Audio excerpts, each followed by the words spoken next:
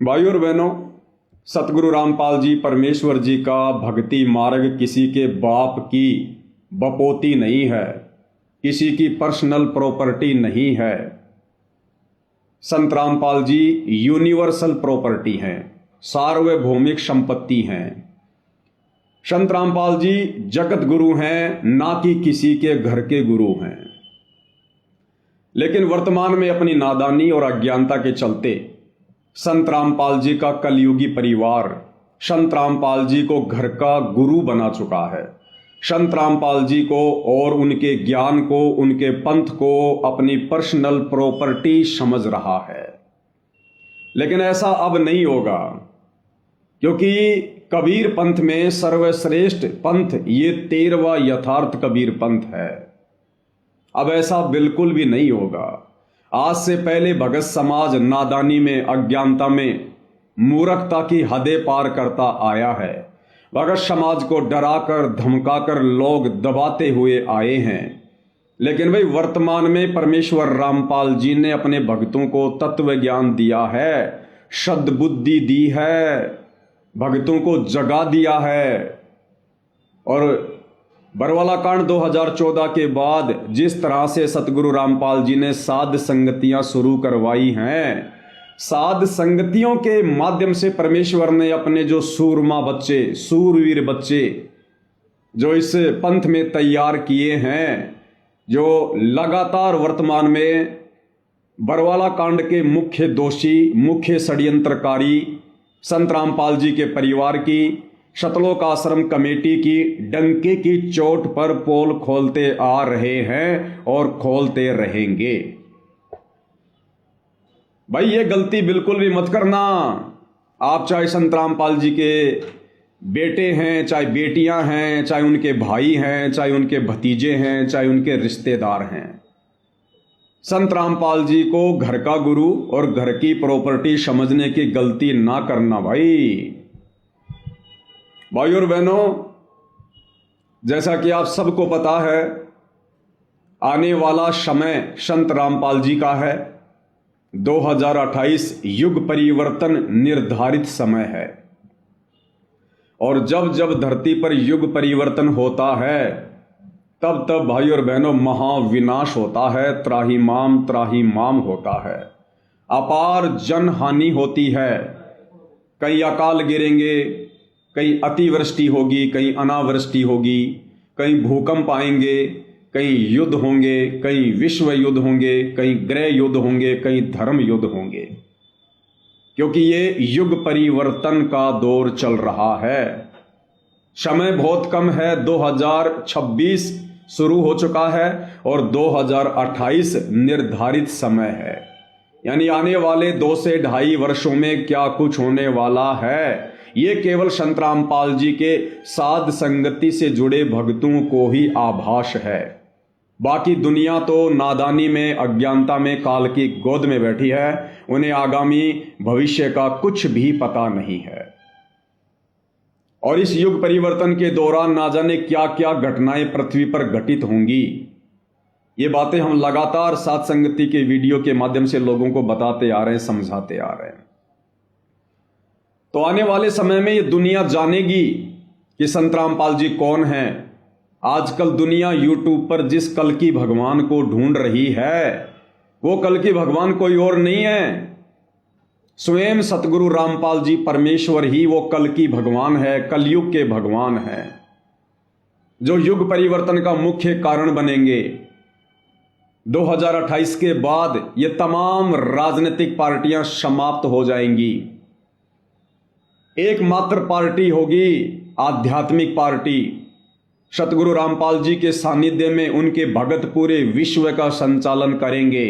बात थोड़ी सी अनहोनी वाली लग रही होगी, लेकिन ये बात अनहोनी वाली, विचित्र सी उन्हीं को लगेगी जो लोग सतगुरु रामपाल जी से परिचित नहीं हैं, उनके ज्ञान से परिचित नहीं हैं।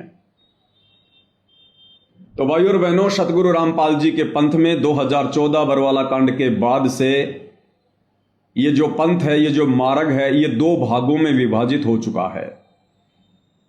यानी संत रामपाल जी की संगत 2 भागों में बंट चुकी है, विभाजित हो चुकी है। एक भाग है संत रामपाल जी का नालायक परिवार, जो आए दिन भक्ति विरुद्ध कुकर्म करता है, गंदी राजनीति का हिस्सा बन चुका है। ना संत रामपाल जी के परिवार की खुद की कोई मर्यादा है, ना इन लोगों ने शतलोक आश्रमों में आने वाले भक्तों की मर्यादा छोड़ी है। दूसरा भाग है साध संगति, जिसमें आप और हमारे जैसे सामान्य भगत भाई बहन जुड़े हुए हैं, जिनका मकसद केवल परमात्मा की प्राप्ति है, जिनका मकसद केवल अपने गुरुदेव को शत भक्ति मर्यादा में रहकर सफल करके प्रसन्न करना है, जिनका टारगेट केवल मोक्ष प्राप्त करना है, आत्मा का कल्याण करवाना है। और जो काम सतगुरु रामपाल जी परमेश्वर सन 1994 से अपने यथार्थ 13वें कबीर पंथ की शुरुआत करके करते आ रहे हैं, कौन सा कार्य? अज्ञान और पाखंड के ऊपर चोट प्रहार, उसके खात्मे के लिए जो प्रयास वो करते आ रहे हैं, उनके प्रयास को आगे केवल साध संगति से जुड़े भाई बहन ही बढ़ा रहे हैं। अब भाइयों और बहनों, सन 2014 से साध संगतियां शुरू हुई। हजारों की संख्या में भाई बहन सतलोक आश्रमों से टूट टूट कर साध संगति से जुड़ने लगे, क्योंकि उन्हें पता चला कि संत रामपाल जी का परिवार तो संत रामपाल जी की गैर हाजिरी में नादान संगत को उनके झूठे आदेशों की आड़ में काल की गोद में बैठा रहा है, गंदी राजनीति का हिस्सा बना चुका है, गुंडों की सीबीआई जांच का समर्थन करवा चुका है, जगत वालों की रैलियों में, धरनों में, प्रदर्शनों में भगत समाज को बैठाकर मर्यादा तोड़वा रहा है, जाट आरक्षण का समर्थन करवाकर और जाट आरक्षण संघर्ष समिति को करोड़ों में चंदा देकर भक्तों की मर्यादा तोड़वा चुका है, अयोध्या में 1 महीने का भंडारा लगाकर आन उपासना में सहयोग करवा चुका है, परशुराम की जयंती में भक्तों को बैठाकर उनकी मर्यादा तोड़वा चुका है, और भी तरह तरह के अन्नपूर्णा मुहिम के तहत जो भक्ति विरुद्ध कर्म करवाए जा रहे हैं, इन सभी कर्मों को जो भक्ति विरुद्ध है, जो संत रामपाल जी के परिवार के द्वारा करवाए जा रहे हैं, उसके पीछे की मानसिकता क्या है, ये हम आपको पहले वीडियो बनाकर बता चुके हैं। तो इन तमाम भक्ति विरुद्ध कर्मों को देख देख कर शतलोक आश्रमों से भगत भाई बहन टूट टूट कर साध संगति से जुड़ते जा रहे हैं कि भाई हमने तो भक्ति करनी है। ये जो संत रामपाल जी का परिवार कभी भक्तों से बीजेपी को वोट डलवाता है, कभी कांग्रेस को वोट डलवाता है, कभी हमें कांग्रेसी बनाता है, कभी भाजपा ही बनाता है, तो भक्तों ने विचार किया कि ये काम तो हम पहले किया करते थे। अरे कांग्रेसी तो हम पहले थे, भाजपाई तो हम पहले थे, और संत रामपाल जी के पंथ में आने के बाद, उनके मार्ग में आने के बाद संत रामपाल जी का परिवार हमसे वही गंदी राजनीति करवा रहा है, जिस गंदी राजनीति को हम छोड़ चुके हैं। तो भाई संगत अब धीरे धीरे समझ रही है, और संगत उमड़ उमड़ कर साध संगति से जुड़ रही है, क्योंकि भाई ये कलयुग की बिचली पीढ़ी है। संत रामपाल जी ने ठोक ठोक के तत्व ज्ञान दिया है, अपनी आत्माओं को अक्षर ज्ञान से युक्त किया है, शिक्षा दी है। अब भगत समाज दबिश में नहीं जिएगा, अज्ञानता और मूर्खता में रहकर भक्ति नहीं करेगा, चाहे कोई कितना ही प्रयास काल प्रेरणा से क्यों ना करे। तो भाइयों और बहनों, 2014 बरवाला कांड के बाद साध संगति के माध्यम से सतगुरु रामपाल जी के विशेष आशीर्वाद से जिस प्रकार से संत रामपाल जी के परिवार के अज्ञान और पाखंड के ऊपर चोट मारी जा रही है, और पिछले 10 वर्षों से संत रामपाल जी के परिवार ने, सतलोक आश्रम कमेटी ने हम साध संगति से जुड़े भाई बहनों को दबाने के लिए, हमारे को चुपचाप बैठाने के लिए हमारे ऊपर कितने प्रकार के तो मुकदमे कर रखे हैं। घर में घुस घुस कर गुंडों की तरह सतलोक आश्रम मैनेजमेंट हरियाणा वालों ने, सतलोक आश्रम कमेटी ने हम साध संगति से जुड़े भक्तों के ऊपर जानलेवा हमले किए हैं। धमकियों की और गालियों की तो कोई सीमा ही नहीं है, लेकिन उसके बावजूद भी ये लोग सच्चाई के रास्ते पर चट्टान की तरह खड़े हुए संत रामपाल जी के विशेष भक्तों को, साध संगति से जुड़े सत्सेवक भाई बहनों को टस से मस भी नहीं कर पाए। अब भाइयों और बहनों, इन सतलोक आश्रम वालों ने, संत रामपाल जी के नालायक परिवार वालों ने एक नया हथकंडा अपनाया है, एक नया षड्यंत्र मुझ पवन दास के खिलाफ शुरू किया है। और वो षड्यंत्र क्या है? इन सतलोक आश्रम वालों ने देखा कि भाई ये पवन दास और ये साध संगति से जुड़े भाई बहन किसी भी कीमत पर चुपचाप बैठने को तैयार नहीं है, ना ये पैसों में बिक रहे। हमने इतने मुकदमे कर दिए इनके ऊपर झूठे, ये मुकदमों से भी नहीं डर रहे। हमने इनके साथ कितनी बार इनके घरों में घुसकर साध संगतियों में जा जाकर इनके साथ में मार पिटाई की, फिर भी ये नहीं मान रहे। पुलिस प्रशासन को पैसा देकर शराब पिलाकर हमने इनके ऊपर हमले करवाए, फिर भी ये लोग नहीं मान रहे।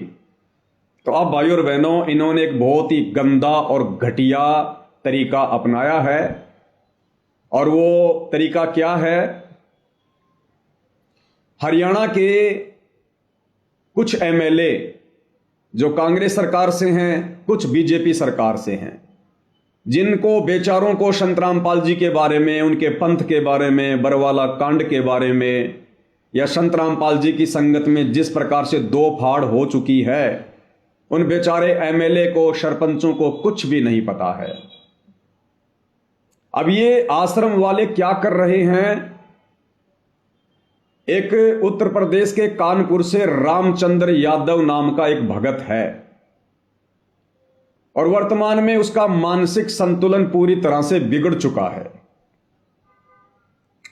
बहुत समय पहले वो साध संगति में जुड़ा हुआ था, तकरीबन 2020 के आसपास। लेकिन जब से उसका मानसिक संतुलन खराब हुआ, हमने उसको साध संगति से बाहर कर दिया।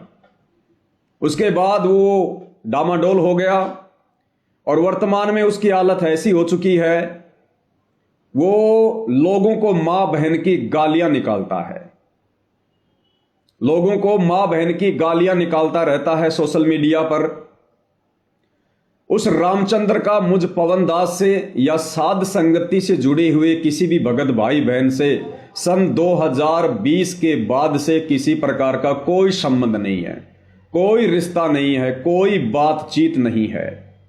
2020 के बाद से हमारी उससे कभी बात भी नहीं हुई होगी। अब ये सतलोक आश्रम वाले अपने घटिया मंसूबों के तहत मुझ पवन दास को उस गालीबाज व्यक्ति रामचंद्र के साथ में जोड़कर बदनाम करवाने की कोशिश कर रहे हैं, कुचेष्टा कर रहे हैं।